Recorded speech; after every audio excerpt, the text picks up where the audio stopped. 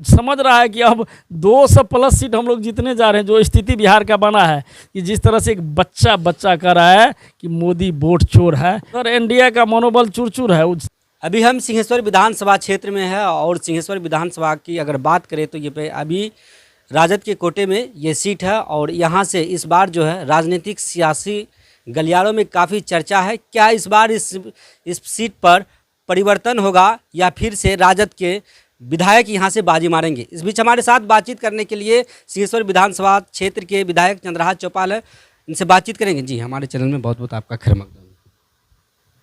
धन्यवाद मुनाजिर जी।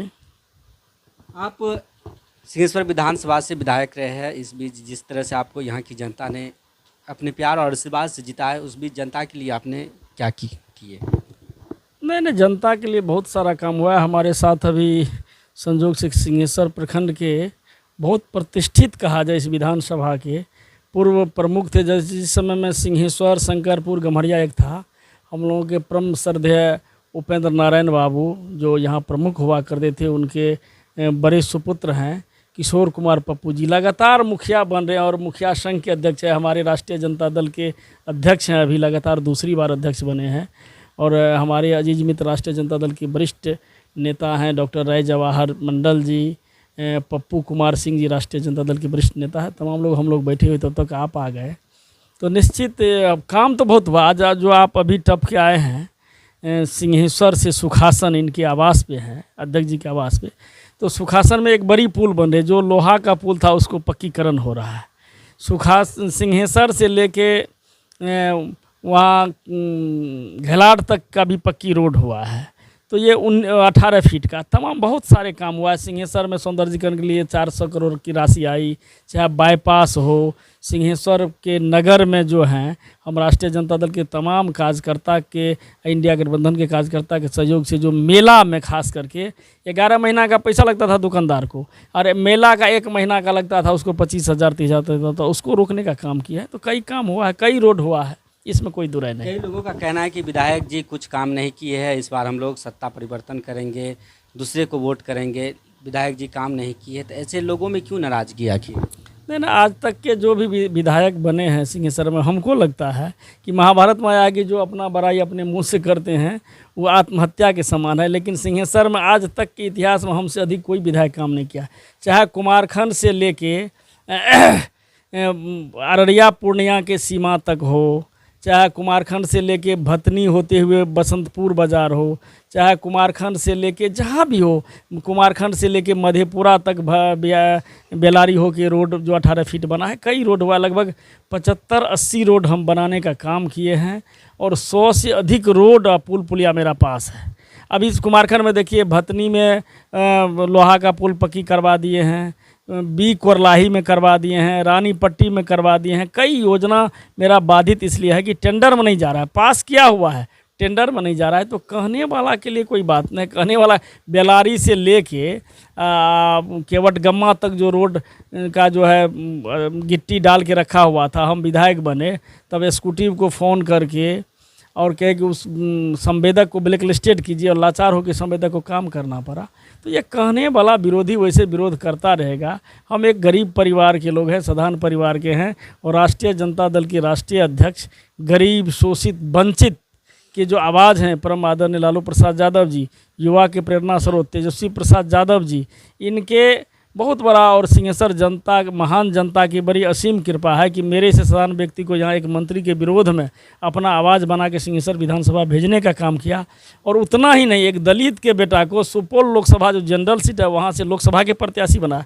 तो बहुत लोगों को जलन है कि एक दलित के बेटा, एक गरीब के बेटा को कैसे जनरल सीट से तेजस्वी जी, लालू जी प्रत्याशी बना दिए। और वहाँ के जनता, सुपौल लोकसभा के जनता के हम आभारी हैं कि अपार बहुमत देने का काम किया।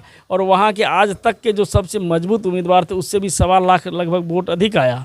अब सवाल है कि अधिक वोट आने के बावजूद भी हम चुनाव जीत रहे थे, चुनाव हराया गया। वहाँ के वरिष्ठ मंत्री हैं जो चपरासी से लेकर डीएम तक का नियुक्ति करवाते हैं चुनाव लाभ के लिए, उसका लाभ मिला। सत्ता का पैसा का लालच दे के लोगों से वोट खरीदा गया। तो ये तमाम मुद्दे के बाद भी हम चुनाव हारे, हम चुनाव जीत रहे थे। तो ये सब कोई बात नहीं है ऐसा।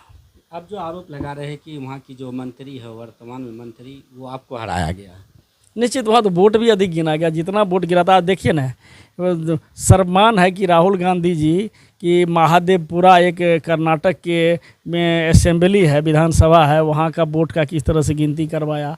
आज प्रधानमंत्री नरेंद्र मोदी जी हैं जो वाराणसी में वोट गिरता है 11 लाख, 12,87,000 वोट गिना जाता है। और निर्मला सीतारमन जो अभी वित्त मंत्री भारत सरकार के हैं, उनके हस्बैंड सरेआम आके मीडिया में बोलते हैं कि 97 गो सीट मोदी जी ज़बरदस्ती बेईमानी करके जीत के प्रधानमंत्री बने हैं। तो मेरा भी सीट बेईमानी हुआ है। हम तो अभिमन्यु की तरह अकेले लड़ते रहे। तमाम मजबूत लोग सुपौल लोकसभा के और वरिष्ठ लोग हमारे विरोध में लगे रहे, चाहे दल के भी कुछ लोग विरोध में चल गए और विपक्ष के लोग तो लगे हुए थे, लेकिन हम अपने कार्यकर्ता को तब भी धन्यवाद देते हैं कि इतना के बावजूद भी हम लोग डटे रहे और काउंटिंग में भी सब तमाम पदाधिकारी को विश्वास था कि हम चुनाव जीत रहे हैं। ये स्थिति है वहाँ की। लेकिन एक बात तो ये रही कि आप अपने विधानसभा क्षेत्र से 13,000 वोट से हार गए थे। नहीं, ये कोई बात नहीं है। लोकसभा का अलग समीकरण होता है, विधानसभा का अलग होता है। हम अपने लोकसभा में विधानसभा में समय नहीं दे पाए, और जहाँ सुपौल का 5 विधानसभा था, सिंहेश्वर मधेपुरा जिला का एक सिंहेश्वर विधानसभा उस लोकसभा में है, तो हम मैक्सिमम 5 विधानसभा में इसलिए समय दे कि वहाँ के लोग कहते थे कि एक बार चेहरा दिखाइए। और जैसे हम तेजस्वी जी जिस तरह से नौजवान है, उस तरह से हम नौजवान हैं, और यहाँ पर लगभग 66% नौजवान बिहार में हैं। और कहा जाता है कि जवानी जिधर जिधर जाए, जवाना उधर उधर जाए। तो हम लोगों में एक विश्वास था कि ये नौजवान है, ये सुपौल के लिए कुछ नया करने जा रहे हैं, और तेजस्वी जी के प्रति जिस तरह से विश्वास है बिहार के लोगों को, और उसी लेके हम लगातार संघर्ष करते रहे। बहुत कम समय मिला। सुपौल के 5 विधानसभा में लगभग सभी पंचायत जाने का काम किया। अपने विधानसभा में कार्यकर्ता कहे कि इधर भी समय देना है, बाद में समय कम बचा, नहीं दे पाए समय। इसके चलते कुछ लोग नाराज़ हो गए। हमारे सिंहेश्वर के जो महान मतदाता वो बड़ी भोला भाला है, वो मेरा गलती माफ़ भी कर दी। अभी हम लगातार लोकसभा के बाद लगभग जो है हम 37 पंचायत में पैदल भ्रमण किए हैं। कुछ सिंहेश्वर का पंचायत बचा हुआ है, कुछ शंकरपुर का बचा हुआ है। लगभग कुमारखंड का 2100 पंचायत भ्रमण कर चुके हैं, पैदल यात्रा कर रहे हैं। तेजस्वी जी, माँ बहन मान योजना को लेकर लगातार चर्चा में चल रहे हैं, इनको लेकर आप लोग क्या तैयारी कर रहे हैं और जनता के बीच क्या इन बातों को कैसे रख रहे हैं? नहीं, निश्चित तेजस्वी जी का जो योजना है, अब तो नया योजना का घोषणा इसलिए नहीं करते हैं कि ये सरकार कॉपी कर रहे हैं। आदरणीय मुख्यमंत्री नीतीश जी बीमार हैं, अचेत अवस्था में पड़े हुए हैं। इनको न कोई रोड मैप है, न बिहार के विकास का कोई विजन है। और तेजस्वी जी जो नया उम्र के हैं, जो बिहार में एक युवा से लेके रोज़गार देने की बात हो, चाहे माँ बहन योजना हो, ये तमाम मुद्दे पे काम कर रहे हैं। तो हम लोग अभी 3-4 तरह के फॉर्म भरवा रहे हैं।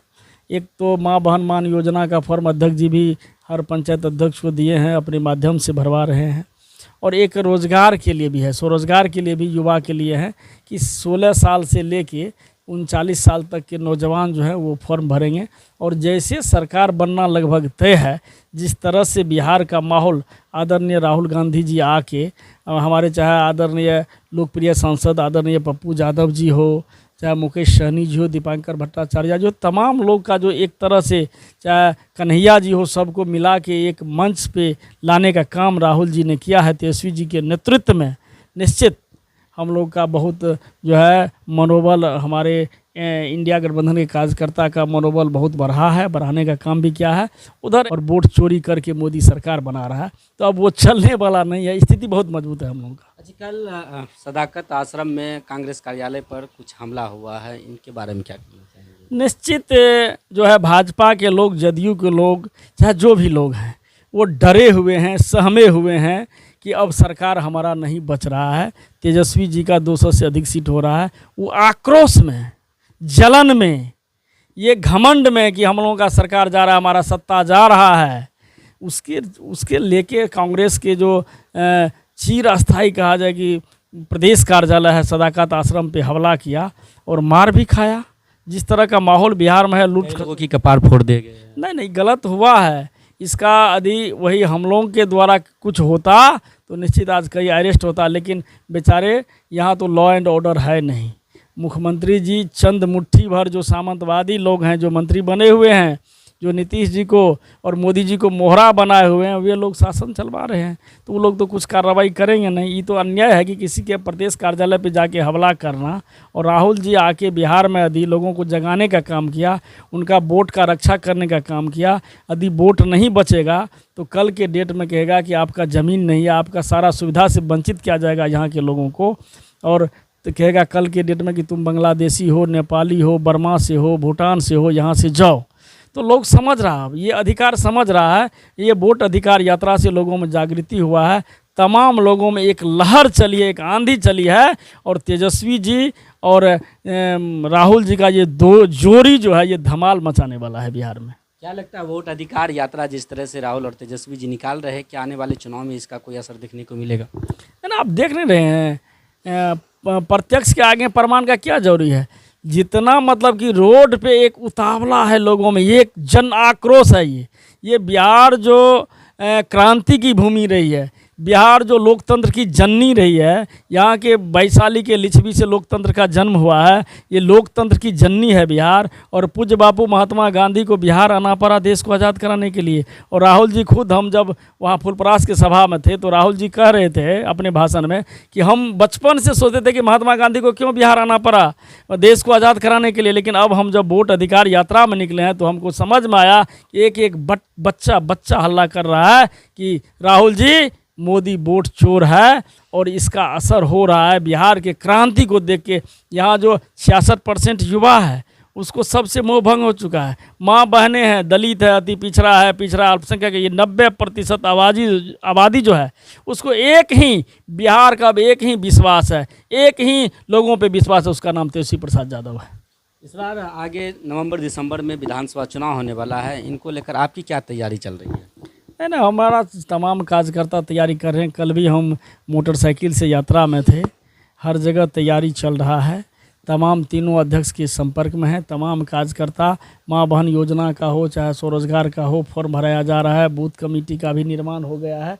हम लोग जनसंपर्क में लगे हुए हैं, हर लोगों का काम बटा हुआ है। बहुत अच्छा ढंग से तैयारी हो रहा है। लोगों में भी एक बदलाव है। तमाम लोग जो आज तक कभी वोट नहीं देते वो भी करेंगे नहीं, एक बार तेजस्वी जी को देखेंगे। ये नौजवान है, ये बिहार के लिए एक नया सोच लेकर आए हैं। क्या इस बार आप सरकार बना रहे हैं? निश्चित, हर हाल में सरकार बनने जा रही है। और 2025 में तेजस्वी जी मुख्यमंत्री बनने जा रहे हैं। 2029 में आदरणीय राहुल गांधी जी देश के प्रधानमंत्री बनेंगे। चलिए, बहुत बहुत धन्यवाद।